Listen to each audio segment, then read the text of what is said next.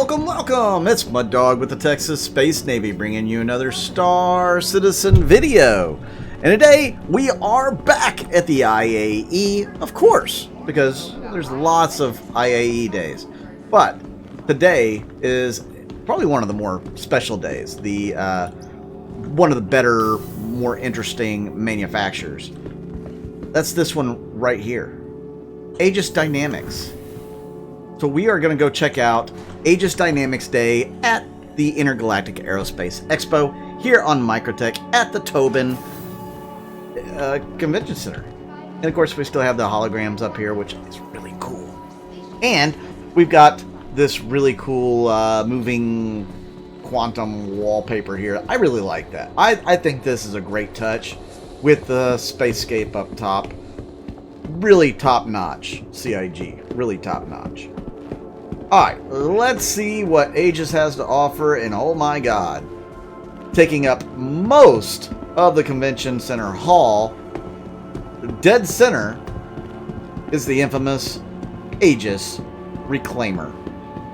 Now on either side you have the Saber Comet here, which Saber comes with 4 size 3 gun mounts and a little bit of stealth technology. I like the Saber line. They probably could use a little bit of love, especially since the last patch. I'm hoping they've kind of buffed some of the capacitor ability of the Saber. This is the regular Saber here, because in 3.14 the Saber capacitor capacity wasn't very good. The recharge rate was very slow for all 4 weapons. You would have been better off firing 3 or even 2 weapons at a time so that they could recharge. Now they've kind of reworked some of it, so you know, maybe if you dumped a bunch into weapons they would fire a lot quicker, but I honestly haven't played it in 3.15.1 to know, so we'll get there eventually. But back to this behemoth. As you can see, it has this big old claw in the front. This thing is the granddaddy, the big daddy, the in-game of salvage ships. So it'll grab a hold of things it needs to salvage. It'll use lasers to cut it to pieces. It also has drones that can go out and get some other pieces, tractor beams, and it'll pull it into the hold where it will start crunching it up. As you can see, here is the elevator to go up. This ship is just awesome to me. It looks so cool. It was one of the biggest ships, one of the first big ships. Put it in the game, and I really like it. It's totally cool. There's also a lift in the back over here that you can use to get to different parts of the ship as well. You can see the ship goes way on back there. It is a massive ship. I mean, it stands taller than any other ships that we currently have in the game. It's cool. What do you guys think of the Reclaimer? Let us move on, because I know you don't want to listen to me go on about the Reclaimer all night long. So let's go over into Hall 2 and 3, where of course we have the moon again. Let's start in Hall 3 this time. What do you think? Aegis has a lot of offerings. If you go on the website, you can see all the offerings they have, including the Javelin and the Idris. So if you're looking to pick up one of those, I think you only have one more opportunity, and that's going to be at like 2 o'clock in the morning, my time. So if you want to get one, you're going to have to be prepared. So again, we have another massive Aegis ship at the forefront here in the center. That is the Aegis Hammerhead. We'll get to it in a minute. But you have the Gladius and the Gladius Valiant on either side. Both of those are light fighters, and they're phenomenal. These are some of the best bang for the buck when it comes to fighting, like dog fighting. You're going against other ships, you can't go wrong with the Gladius. It's a phenomenal little ship. Highly recommend it. It's fantastic in one-on-one battles. You can definitely overcome slightly bigger fighters and ships. You may have some struggling, you know, with ships like this. I mean, come on. It's a Hammerhead. This thing is designed to take out fighters. So I would not go 1v1 with a hammerhead and a gladius unless you just can fly circles around it, which is what tactic you'll want to use. But yeah, the hammerhead has a bunch of these turrets. It's got 6 of these turrets, all with 4 size 4 gun mounts on it. And they're all set up for Panther repeaters, Rhino repeaters right now. This thing is nasty with a decent crew that know how to use turrets. It also comes with a ton of missiles that the pilot can fire. Now, the co-pilot should be the one that can fire those too, but that hasn't been, put in the game for that co-pilot to do. But this is the cockpit here. I can't zoom far enough in for you to see in there, but that's where the cockpit is. It sits underneath. And this thing does have the capability to ram other ships. That is a docking hatch in the front. That's one way to get in and out of the ship, especially in EVA. But yeah, cool ship. Takes a pretty big crew to run that one. More than what the Reclaimer requires, believe it or not. It wouldn't be 315 without falling on your face when walking. Yeah, just walking. Now I'm going to run. So it'll probably happen again. All right, let's go over to the other hall and check out what they have in store for us over there. Because they've got more ships for us to take a look at. What do you guys think of Aegis so far? Did you pick up any Aegis ships? I did. Well, I say that. I've upgraded, of course, but yeah. So here is another set of very popular ships. Probably the best mid-tier, kind of fighter, I guess. It's not really a medium fighter per se, but these are the Avengers line of ships. So you have the Avenger Titan Renegade. This is probably the Avenger Titan here. You also have 2 other Avengers over here. You'll have the Avenger Warlock and the Avenger Stalker. So they all design with different ideas. The Titan and the Titan Renegade are both more like part storage, part, fighter kind of ships. Whereas the Stalker has gel pods, like, where you can, cells, like you can put prisoners in. And the Warlock has an EMP in it. And the EMP used to be really devastating. It can still be used pretty effectively. But these are really great ships. We call them penguins because they kind of resemble a penguin the way that they look. So, really good ships. Highly recommend if you're wanting like more of an entry-level fighter. They're actually cheaper than the Gladius, but you can do multiple things in them, whereas the Gladius, it's built for fighting, period. A Titan, you can carry some cargo in it. So, the Stalker, you can carry prisoners. So, they have multiple functions, whereas the Gladius has that one. Now, another ship that has one function in the verse right now, this bad boy right here, this is the Redeemer. We've been waiting a really long time for them to release this ship, and they finally did. It's been remade. This was the only ship made by Star Citizen backers, released originally, and it was kind of recrafted, kept the same basic idea, image. It looks very close to what it was, and this thing is phenomenal in a fight. Right now, you really only need a crew of 3. In the future, you'll probably want a crew of 5. The reason why I say that is because there's a couple guns that are kind of slaved to the pilot, and then there's one. The remote cannons don't really work like they should. But this is a really cool ship. I love how they remade it. I think they did a phenomenal job in the remake, and it comes bristling with guns. Now, this is the gunship. They eventually will have a module set up that you can do other things with it, but for now, it's a gunship, and it excels in that role. Let's go see what else Aegis has to offer.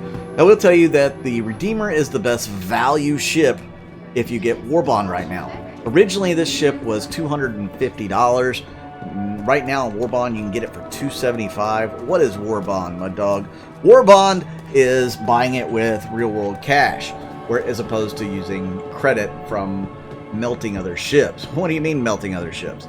You can kind of get a refund in a way, or a credit for your other ships. So let's say I didn't like my Constellation Aquila, so I melt it.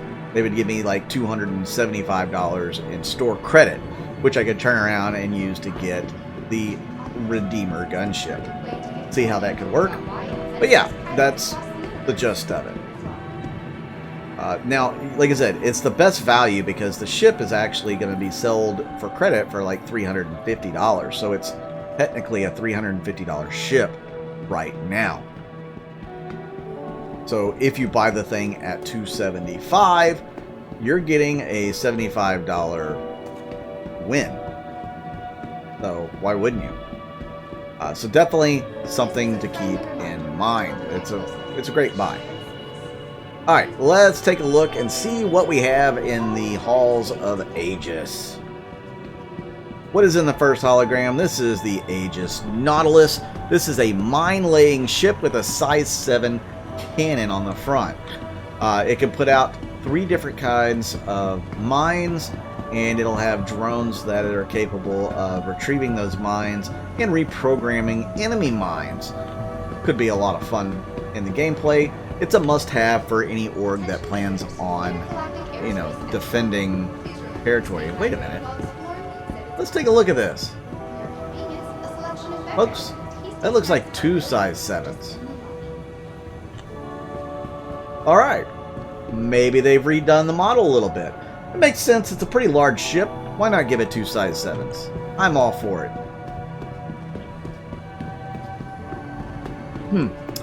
That's something I noticed before. Usually, I thought it was going to be 1 cannon up there, but it's definitely 2. Alright, so this is the Vulcan. The Vulcan is going to be a rearm, refuel, repair ship. It's going to be able to do all of those things. And this bad boy will be coming out in the not-so-distant future. So it's something to definitely look forward to. Does it really have an Aegis look to you guys? To me, it does not say Aegis. I mean, this looks more Argo to me. But hey, what do I know? Definitely doesn't look Aegis to me. We're still missing a few, though, so let's go see if we can find some more Aegis ships.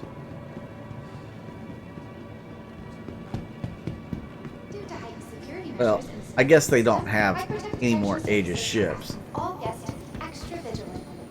Oh, I am wrong.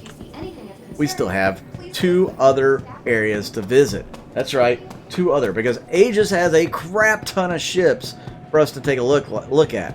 Anvil has a lot of ships, but Aegis, I do believe, has the most in the game right now, or available to check out.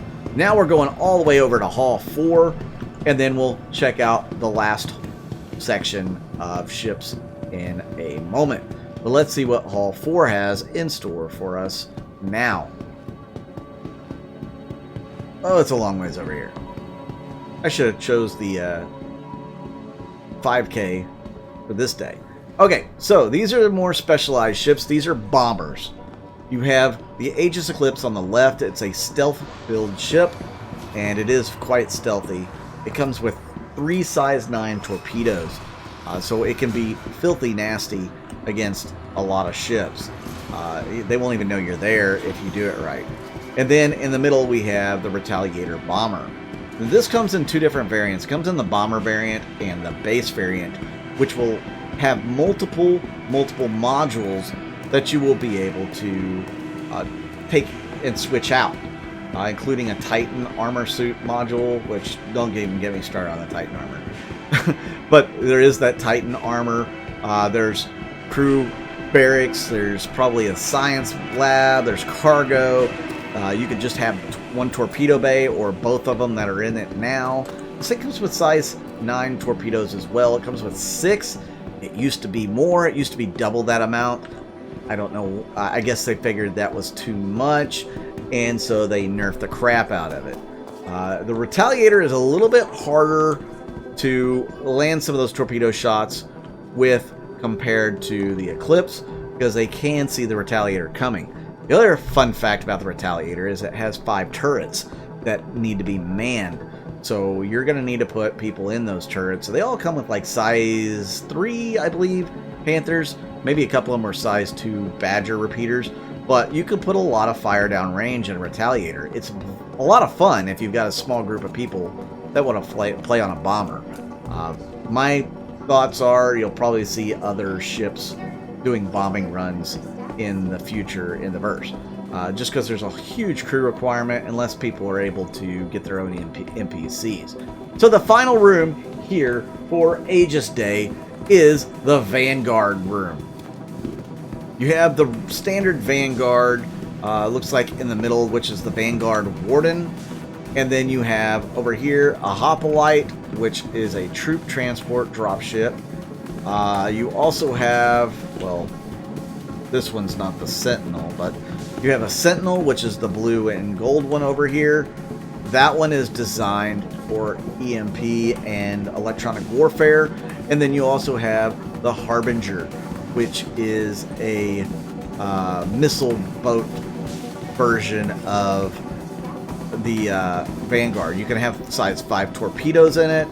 It has a missile turret on the top that your your gunner can, deploy. This thing is built for a crew of 2 on all instances, with the exception, of course, the dropship can put more people in the back. I think they can put, what, 5 Marines or something like that back there. So, yeah, a lot of stuff. These are geared to be heavy fighters, heavy long-range fighters. They're supposed to be extremely durable. So, a couple occasions, these things have limped home after pretty much having most of the ship blown to pieces. So, they are known for being extremely durable ships.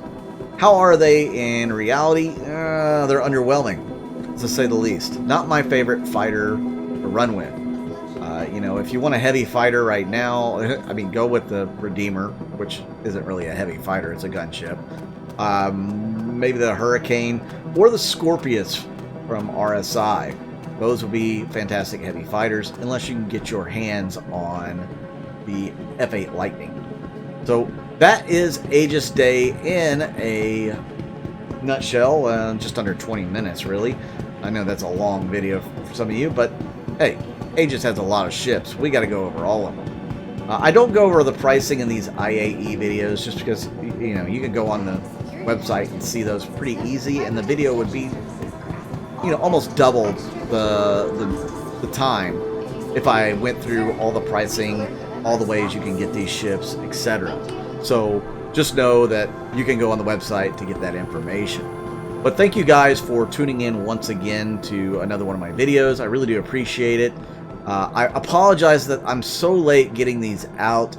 Like I said, I've been working some crazy shifts at work here lately, and unfortunately I can't get these out early like I would love to do.